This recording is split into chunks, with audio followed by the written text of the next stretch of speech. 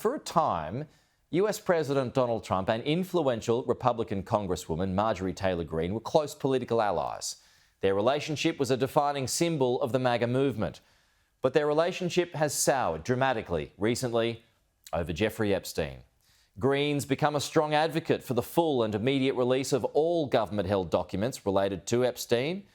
And over the weekend, Trump called her Marjorie Traitor Greene, a disgrace to the Republican Party, because the White House has been slow to release those details. But that might all change in the weeks ahead. Joining us live is the Sky News US Analyst Michael Ware. Mike, good to see you this morning. So this split, this Marjorie Taylor Greene, Donald Trump split, does that go right to the heart of the Republican issue and debate over Epstein right now? Yes, it very much does so. It certainly goes to the heart of the MAGA base rift with the president they elected over the Jeffrey Epstein files. Look, there's two key issues right now where the president has blind spots with his own base. One is affordability. He said, vote for me, I'll decrease inflation, make life much more affordable. He's failed on that and people are up in arms. But the other thing is the release of these Epstein files of the now dead pedophile businessman who President Trump was very close to in the 80s and 90s, but who distanced himself from Epstein in the 2000s. Now, Marjorie Taylor Greene, representative from Georgia, has been one of the most vocal in getting the full release of all the Epstein files that the FBI and the Department of Justice and anyone else has.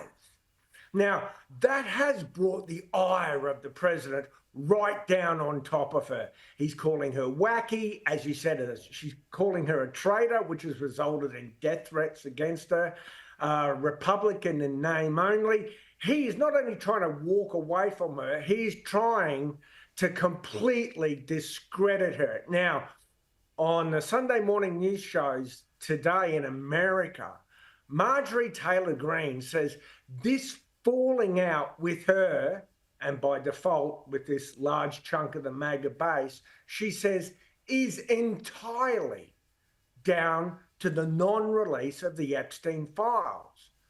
She says it's astonishing. Why would President Trump fight the release of these files? He promised it vehemently on the campaign trail. And she says, given that all of the women victims that she's spoken to and who've spoken publicly have said, I never saw Donald Trump do anything wrong. She goes, it's amazing. It defies logic. Why is he trying to hide these files now? And what you've got to remember is that this is a burning issue within the conspiracy-laden MAGA base. So this is a significant issue. In fact, despite everything President Trump has done, his own party is bringing a bill to the floor of the House of Representatives on Tuesday for everyone to vote to release these files. The Republican who's bringing it, one of the Republicans bringing it, says, you know, the record of how you vote on this releasing Epstein files bill is going to last a lot longer than President Trump's presidency. Isn't it? So it's, yeah, and Trump doesn't want this vote, but it looks like it's going to pass. Isn't it true, though, that part of the reason why all the files haven't been released is because there are victims' names in there? There are allegations about victims, and releasing that would expose their identity. Well, the easy answer to that is redaction. We see that with national security files. But then that would raise questions, wouldn't it, if it's made public? It's like, oh, you know, conspiracy kind of thing, you know? Look, when it comes to the release of these files, a politician is damned if they do and damned if they don't. And I think so are we all. Because, look, of the 20,000 pages released so far of Jeffrey Epstein's emails, President Trump is mentioned about 1,000 times. Now, not once in those 1,000 is there any evidence that suggests there's criminality on behalf of the president.